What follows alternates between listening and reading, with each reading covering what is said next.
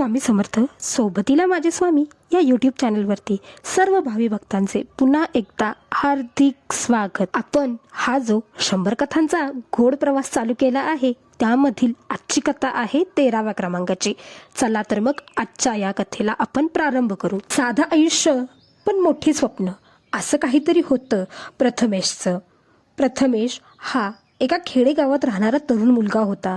घरची परिस्थिती तशी अगदी बेताचीच होती, पण त्याचं जे स्वप्न होतं ते मात्र खूप मोठं होतं. वडील शेती करायचे, आई घरकाम करायची, 2 वेळचं जेवायचं सुद्धा कधी कधी त्यांना चिंता असायची. प्रथमेशला लहानपणापासूनच गाड्यांची खूप अशी आवड होती. गावात कुणाच्या घरी जर नवीन गाडी आणली तर तो त्या गाडीजवळ जाऊन तासभर बसायचा. त्याचं लहानपणापासून फक्त एकच स्वप्न होतं, स्वतःजवळ भरपूर अशा गाड्या असाव्या. प्रथमेशचे आई वडील स्वामी भक्त होते. त्यांना पाहूनच प्रथमेश सुद्धा स्वामी भक्त झालाच होता. बघता बघता प्रथमेशची 12वी झाली.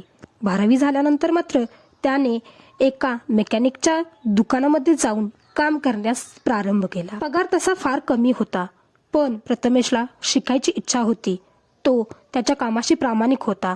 लोकांबरोबर नम्रतेने बोलायचा. येत्या काही वर्षातच प्रथमेशने स्वतःचं श्री मोटर्स या नावानं एक गॅरेज चालू केलं. दुकानाची जागा अगदी लहानच होती. 2 गाड्या उभ्या राहतील एवढीच जागा होती तिथे. जागा जरी छोटी असली तर एका भिंतीवर मोठी अशी स्वामींची प्रतिमा होती. प्रथमेश रोज सकाळी उठल्यानंतर श्री स्वामी समर्थ महाराजांचा 11 माळांचा जप करायचा.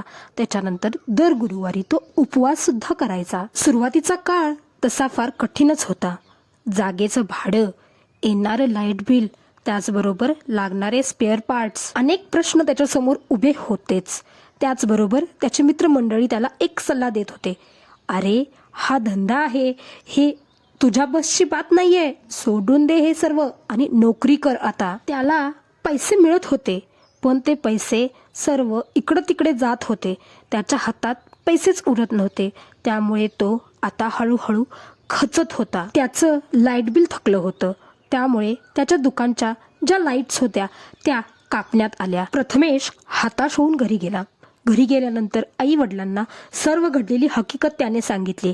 त्याच्यावर त्याचे आई बाबा म्हणाले, बाळा काळजी करू नकोस, आपल्या पाठीशी स्वामी आहेत. 2-3 दिवस गेल्यानंतर प्रथमेशला एका तिन्ही सांजेच्या वेळी स्वामींचा फोटो त्याच्याशी बोलतोय की काय असंच वाटू लागलं.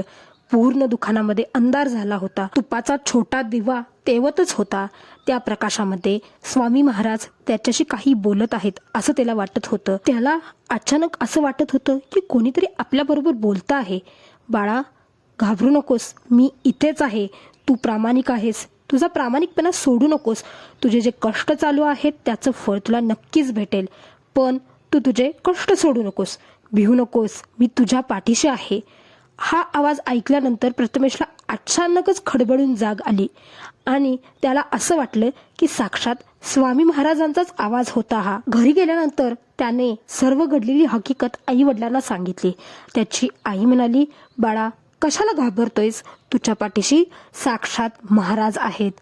दुसऱ्या दिवशी सकाळी उठल्यानंतर प्रथमेशच्या डोळ्यामध्ये एक वेगळीच चमक दिसत होती आणि एक वेगळीच त्याला ऊर्जा मिळाली होती. प्रथमेशच्या आईने त्याला काही स्वतःमध्ये आणि काही दुकानामध्ये बदल करायला सांगितले. शक्य झाल्यास 1 महिन्यातून किंवा 3 महिन्यातून एकदा श्री स्वामी समर्थ महाराजांच्या अक्कलकोटमध्ये जाऊन समाधीचं दर्शन घेऊन येणं, दर गुरुवारी एका गरजूला अन्नदान करणं, त्याचबरोबर आपल्या दुकानामध्ये श्री स्वामी समर्थ महाराजांचा 108 वेळा नाम जप, त्याचबरोबर दुकानामध्ये स्वच्छता ठेवणं आणि नेहमी सकारात्मक वातावरण ठेवणं, कोणत्याही गिरायकाची कसल्याही प्रकारची फसवणूक न करणं, या प्रकारचे उपाय त्याने करून पाहिले आणि एका 4 महिन्यातच त्याला फरक दिसायला लागला. गावामध्ये एक कंपनी आली होती, ती गाड्यांची डीलरशिप देणार असं सांगत होती.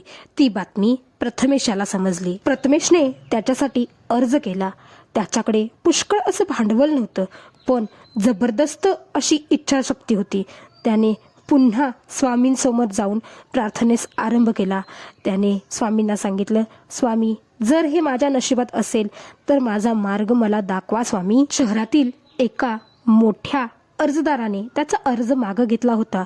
लोकांच्या प्रतिक्रिया, प्रथमेशचा प्रामाणिकपणा आणि त्याचा कष्टाळूपणा बघून कंपनीने त्याला छोट्या प्रमाणात एक डीलरशिप दिली. हळूहळू प्रथमेशचा व्यवसाय मोठा होऊ लागला.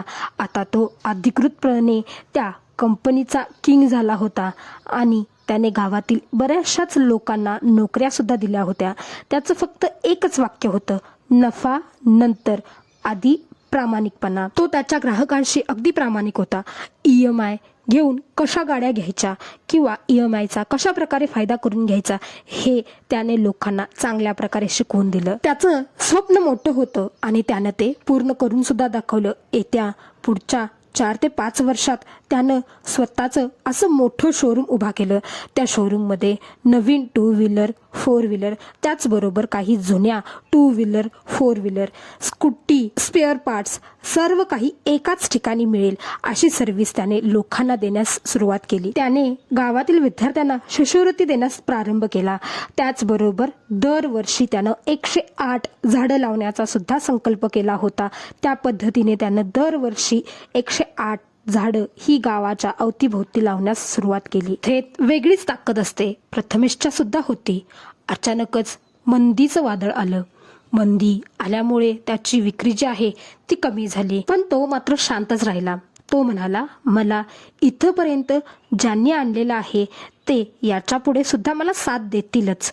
त्याने त्याच्या कामगारांचे पगार कमी केले नाहीत, उलट त्यांना धीरच दिला. हळूहळू परिस्थिती सुधारायला लागली. मंदीचं वादळ नाहीच झालं आणि पुन्हा प्रथमेशचा व्यवसाय जो आहे तो वाढू लागला. किंग म्हणून ओळख होण्यासाठी प्रथमेशनं खूप असं कष्ट घेतलं होतं. कमी वेळेत जास्त गाड्या विकून त्यानं त्याच्या नावावर एक रेकॉर्डच तयार करून घेतला होता. पूर्ण जिल्ह्यामध्ये नंबर 1चा गाडी विक्रेता म्हणून त्याला एक बक्षीस सुद्धा मिळालं होतं.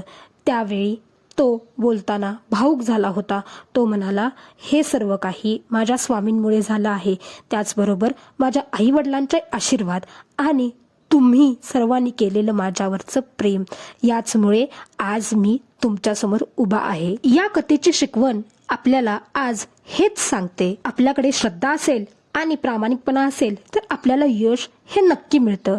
त्याचबरोबर ग्राहक जो आहे तो देवासमान असतो. संकट म्हणजे परीक्षा, दान आणि सेवा केल्यामुळे आपला मार्ग रिकामा होतो. इतका मोठा प्रथमेश झाला आहे तरी सुद्धा तो रोज सकाळी उठल्यानंतर 11 माळा श्री स्वामी समर्थ महाराजांचा जप, त्याचबरोबर दर गुरुवारी उपवास करणं, एखाद्या गरजूला रोज अन्नदान करणं, एका महिन्यातून शक्य झाले नसल्यास 3 महिन्यातून एकदा अक्कलकोटला जाऊन श्री स्वामी समर्थ महाराजांचं दर्शन घेणं. एका छोट्याशा गॅरेज पासून सुरू केलेलं आता तो एका शोरूमचा मालक झाला आहे.